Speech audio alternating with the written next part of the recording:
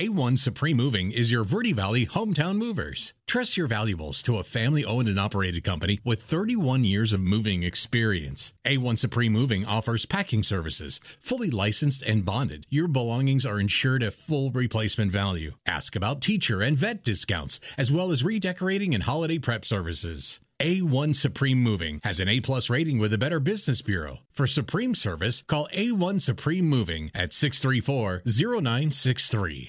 We Organize You serves the entire Quad City area and the Verde Valley with custom cabinetry, including kitchen, garage, laundry, custom home office, and closet systems.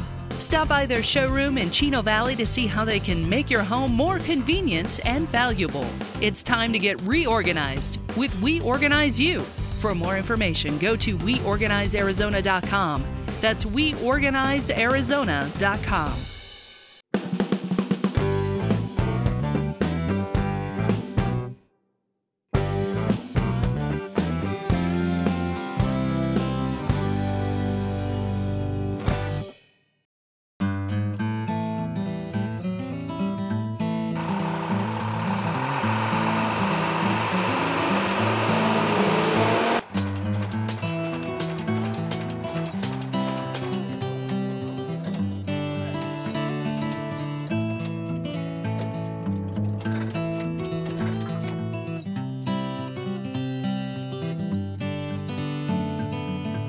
And welcome back to the Verde Valley Experience. I am now standing here with Gary Covert, who's the president of the Arizona Flywheelers. It's that time of year. Yes, the show is happening March 16th and 17th at the Verde Valley Fairgrounds. We've got some wonderful examples. Thank you, Gary, for bringing out your beautiful machines. You're welcome. Appreciate it. All right, we've got a lot of machines to talk about. We enjoy that. That's what it's all about. That is. I love the smell of the oil and the gasoline. It's so much fun in the diesel. What are we? This one is absolutely gorgeous. The Lister. This is your new baby. 1914 Lister. It's owned by Gene DeCamp here, and he purchased it like in June, and it was made in England and come out of Canada. And after he purchased it, we had to do a little work on it, but it runs. And right now we're installing a generator on it, and we're going to have a sign on it that says Arizona Flywheelers. Nice. And, nice. We like to show these engines doing something. Absolutely. Because people come and ask, what do you do with them? Well, right. You know.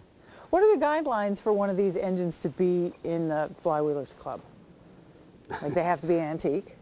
Yeah, but there's a lot of variants on antiques too. But generally this type of stuff. Okay. And what was this one used for? We don't. I think somebody said it on a sawmill, but we really don't know. Well, that makes sense. Well, it's definitely the right size. Now I love this gorgeous green one over here with the red on it. That's just gorgeous. What's that? That's a 12 horsepower Stover. It's there's only four, as far as I know, there's only 4 12 horsepower Stovers around, and this is only hit and miss. Oh. Meaning by hit and miss, it just hits every 34 revolutions. Very good. What would that one have been used for? That was used, it was sold in Flagstaff. It went to a ranch over in Happy Jack, and it pumped water. So we kind of have a history on it. It's never been out of Arizona. Never been out of Arizona. That's a 1928, I think it is. Wow. And that's yours, right? Yep. Yep, your new one. And we got a water pump on it, and when we get it running, we're going to have that water wheel running. Oh, that's clever. Who built the water wheel? We all did. You did? Richard and I and Gene. What an amazing group you are. Now, one of the cool things about the show that you do, you raffle off an engine every year. I don't know how you manage to do this. How do you manage to find an engine to raffle off every year? Well, this one was given to us. Wow. The engine was given to us, and we bought the wheels. I made the frame, and we bought the grinder. But we had to do a lot of work on it. Oh, I bet.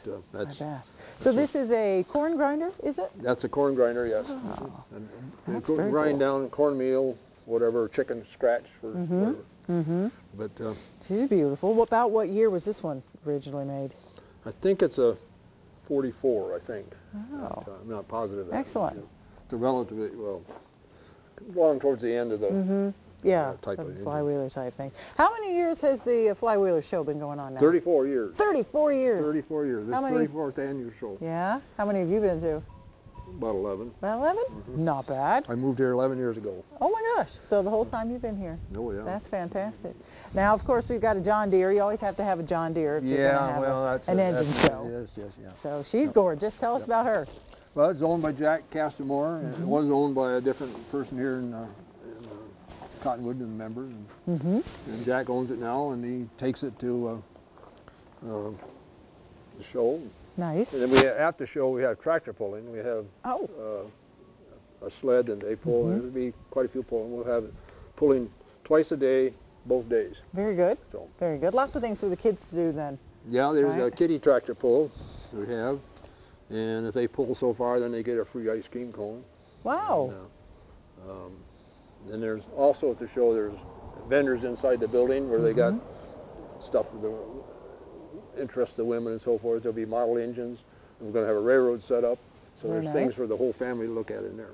Excellent, excellent. And there'll also be an outside swap meet where you can purchase engines or whatever you want. Ooh, that's my kind of thing. Swap meets, engines, awesome. Yeah. What do you think is the most fun about what you do with the Flywheelers? Oh, just working with the engines and working with the people. I mean, I travel all over the country, and I usually, with an RV, and I usually go to 4 or 5 shows. And I can go into any show and start talking to somebody. Ah, yeah. Because we got a common interest. Camaraderie. Yep. Gotta love that. So, awesome. But you always see something different that you don't usually see. That's true. That's true. Too fun. Well, check out the Arizona Flywheelers show that's happening at the Verde Valley Fairgrounds March 16th and 17th. Lots of things for the family to do. Lots of wonderful engines and demonstrations, and I love how pretty much everything runs. And you're going to see things you've never seen before, and of course the kids love it. And if you're into any sort of history, you'll love it too. It's really great. Gary, we'll see you there, won't we? Yes, you will. Both days. Okay. Now we're gonna have a wonderful special presentation by Troy Castamore. She's gonna show us a refrigerator that you've never seen before. I guarantee it. Thank you, Gary. Well, you're welcome. Troy, thank you for taking the time to bring out this incredible piece of machinery that I know most people probably haven't seen. This is a Flywheelers member, Troy Castamore. And what are we looking at here? This is an icy ball. An icy ball.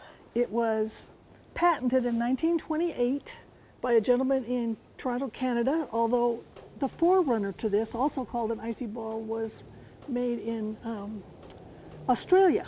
Huh. A gentleman called Powell Crosley Jr. from the United States in Ohio found out about it, went up and met the man and bought the rights to manufacture them. So he had 2 plants, one in Ontario and one in Ohio. Too neat. And they made several 100,000 of these. Several 100,000, yet I've never seen one. This was a really cool idea because you didn't need electricity and you didn't need to purchase ice. They figured it would run on about 2 cents a day worth of kerosene. Kerosene. Wow. So you heat it up to make it cool it down.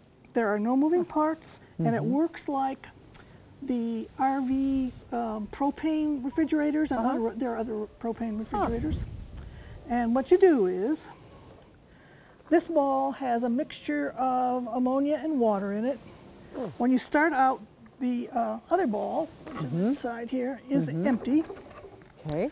You take the 2 balls out, there's a handle here, and you put this ball, which is called the cold ball, in a bucket of cold water, and the hot ball you put over a source of heat.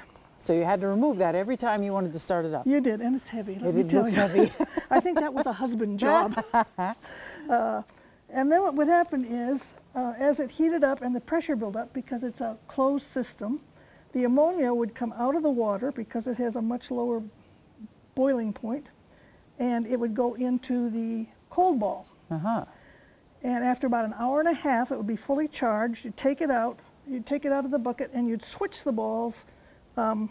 This one would go in the cold water. This one did not go over the heat, but this one would go in the cold water for a brief time. You'd put it back in here, and by the time you did that, the ammonia, because the temperature was starting to drop here and the pressure was starting to drop, the ammonia would begin, it had condensed in there because of the cold water. It would start to evaporate in there, and evaporation cools things, just like the sweat on your skin cools your skin. By the time you had it fully charged, this was already covered with ice, and there's a hole here in the front, and you could put a little U-shaped ice cube tray in there and make ice cream or ice cubes or whatever. Oh, wow. It would last, the cold in a well-insulated box would last 12 to 24 hours, maybe even 48 hours, depending on how well insulated you were. How So fantastic. then you just would pull it out, Do it again. make sure everything was in that one was tipped back into this one, and start the process over again. Fantastic. Why don't we use these now? That's the most amazing thing. Cheap. Well, I Thank you. think the lifting it out and the heating it and all will slow we're people such down. wimps these days. Yeah. Troy, thank you for showing You're that to very us. Is this welcome. going to be at the show? Oh, it certainly is. Okay. inside the vendors building. Inside the vendors building. Right, it doesn't at the go Verde out. Valley Fairgrounds. Yes, we don't put this outside. Check it out, March 16th and 17th. We'll be right back, so don't go away.